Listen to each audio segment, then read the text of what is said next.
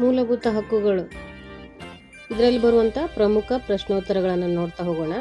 ಮೂಲಭೂತ ಹಕ್ಕುಗಳು ಸಂವಿಧಾನದ ಯಾವ ಭಾಗದಲ್ಲಿವೆ? ಸಿ, 3ನೇ ಭಾಗ.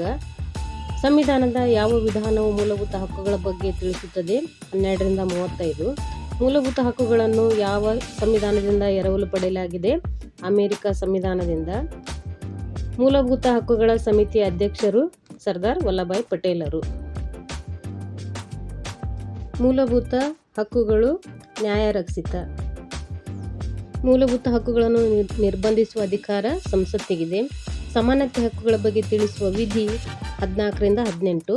ಅಸ್ಪೃಶ್ಯತೆ ಆಚರಣೆ ಶಿಕ್ಷಾರ್ಹ ಅಪರಾಧ ಎಂದು ಹೇಳುವ ವಿಧಿ 17.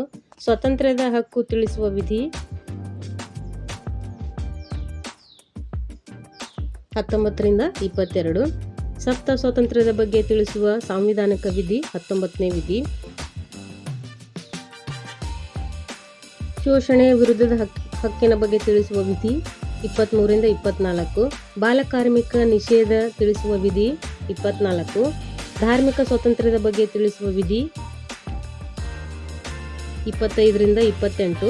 ಸಾಂಸ್ಕೃತಿಕ ಶೈಕ್ಷಣಿಕ ಹಕ್ಕುಗಳ ಬಗ್ಗೆ ತಿಳಿಸುವ ವಿಧಿ 29ರಿಂದ 30.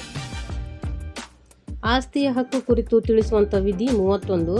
ಆಸ್ತಿ ಹಕ್ಕು ಯಾವ ತಿದ್ದುಪಡಿ ಮೂಲಕ ರದ್ದಾಯಿತು? 44ನೇ ತಿದ್ದುಪಡಿ 1978ರಲ್ಲಿ. ಆಸ್ತಿ ಹಕ್ಕು ಈಗ ಯಾವ ಹಕ್ಕಾಗಿದೆ? ಕಾನೂನುಬದ್ಧ ಹಕ್ಕಾಗಿದೆ. ಸಂವಿಧಾನದ ಹೃದಯ ಆತ್ಮ ಎಂದು ಯಾವ ವಿಧಿಯನ್ನು ಕರೆಯುತ್ತಾರೆ? 32ನೇ ವಿಧಿ. ಮೂಲಭೂತ ಹಕ್ಕುಗಳ ರಕ್ಷಣೆಗಾಗಿ ಯಾವ ರಿಟ್ಗಳನ್ನು ಹೊರಡಿಸಬಹುದು?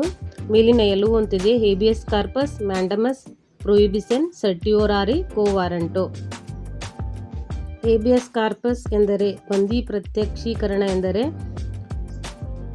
ವ್ಯಕ್ತಿ ದೇಹ ತಂದು ಹಾಜರುಪಡಿಸು, ವ್ಯಕ್ತಿಯನ್ನು ತಂದು ಒಪ್ಪಿಸು.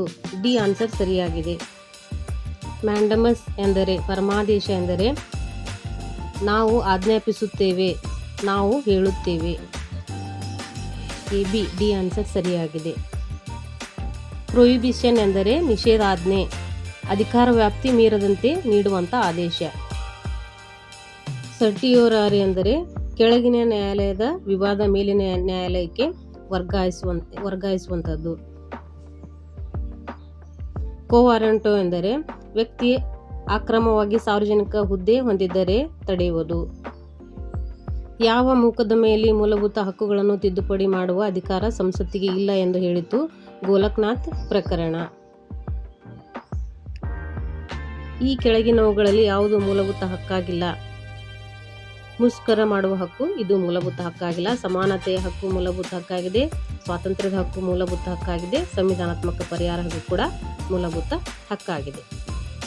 ಮೂಲಭೂತ ಹಕ್ಕುಗಳು ಯಾರಿಗೆ ಸಂಬಂಧಿಸಿವೆ ಎನ್ನುವಂಥ ಪ್ರಶ್ನೆ ಇದೆ. ಸ್ತ್ರೀಯರಿಗೆ, ಮಕ್ಕಳಿಗೆ, ಪುರುಷರಿಗೆ. ಮೇಲಿನ ಎಲ್ಲವೂ ಅನ್ನುವಂಥ ಆನ್ಸರ್ ಕೂಡ ಸರಿಯಾಗಿದೆ. ಸಂವಿಧಾನದ 24ನೇ ತಿದ್ದುಪಡಿಯು ಕೇಶವಾನಂದ ಪ್ರಕರಣದಲ್ಲಿ ನಡೆದ ತಿದ್ದುಪಡಿ ಅದು ಯಾವುದು ಅಂತ ಕೇಳಲಾಗಿದೆ. ಮೂಲಭೂತ ಹಕ್ಕುಗಳಿಗೆ ಆದಂಥ ತಿದ್ದುಪಡಿ. ವಿಶ್ವಸಂಸ್ಥೆಯ ಸಾರ್ವತ್ರಿಕ ಮಾನವ ಹಕ್ಕುಗಳನ್ನು ಎಂದು ಘೋಷಿಸಲಾಯಿತು? 1948 ಡಿಸೆಂಬರ್ 10ರಂದು. ಸಂವಿಧಾನದ ರಚನೆ ನಂತರ ಮೂಲಭೂತ ಹಕ್ಕುಗಳನ್ನು ಎಷ್ಟು ಸಲ ತಿದ್ದುಪಡಿ ಮಾಡಲಾಗಿದೆ? 1 ಬಾರಿ ಮಾತ್ರ. ಧರ್ಮಾಚರಣೆ ಮಾಡಲು ತೆರಿಗೆ ಕಟ್ಟುವಂತಿಲ್ಲ ಎಂದು ತಿಳಿಸುವ ವಿಧಿ 27ನೇ ವಿಧಿ. ವ್ಯಕ್ತಿಯು ತನ್ನ ಭಾಷೆ ಲಿಪಿ ರಕ್ಷಿಸಿಕೊಳ್ಳಲು ತಿಳಿಸುವ ವಿಧಿ 29ನೇ ವಿಧಿ. ಮೂಲಭೂತ ಹಕ್ಕುಗಳನ್ನು ತಿದ್ದುಪಡಿ ಮಾಡಬಹುದೆಂದು ತಿಳಿಸುವ ಪ್ರಕರಣ ಕೇಶವಾನಂದ